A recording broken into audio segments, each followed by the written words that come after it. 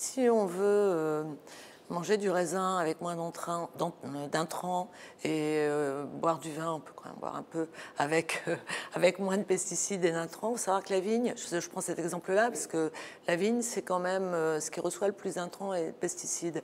Grâce au spatial, et oui, grâce au spatial, on peut savoir le moment exact où il faut en mettre. On a la météo à 7 jours maintenant, avec des satellites réalisés par l'ESA et avec une grande intervention de l'expertise du CNES. Donc on sait qu'il ne va pas pleuvoir le lendemain, qu'on ne sera pas obligé d'en mettre ensuite. Donc on peut en mettre beaucoup moins.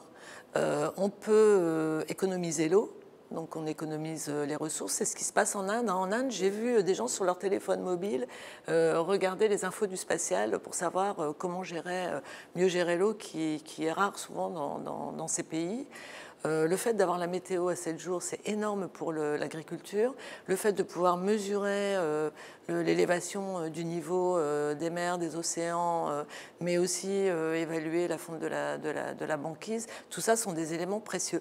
Est-ce qu'on sait par exemple que les scientifiques du GIEC se sont fondés à 54% sur des données exclusivement spatiales pour fonder leurs analyses sur l'évolution du réchauffement climatique? Personne ne le sait.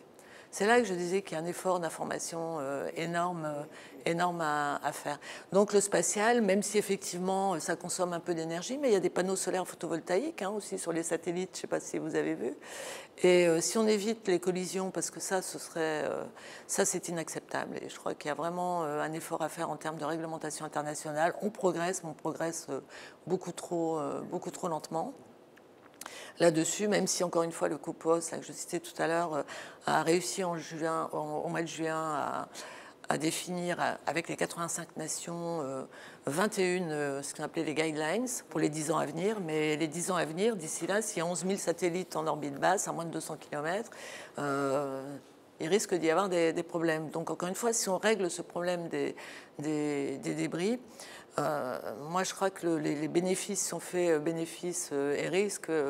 Les bénéfices pour l'environnement sont bien plus importants dans ce qu'amène dans la contribution de l'espace, à la fois à l'anticipation, à la gestion des catastrophes naturelles, à la fois à l'évaluation, mais aussi finalement au ralentissement, pourquoi pas, de l'évolution du réchauffement climatique, parce qu'aujourd'hui, les chiffres que donne le GIEC, enfin je ne sais pas si c'est officiel, mais c'est quand même affolant. On parle plus de 2 degrés, là, on parle de 7,5 degrés.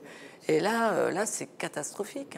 Ça veut dire 270 millions de personnes déplacées dans le monde.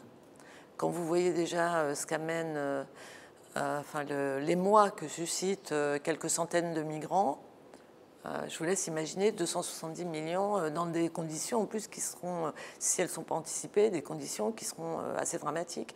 Donc voilà, je pense que vraiment, il faut mieux utiliser le spatial.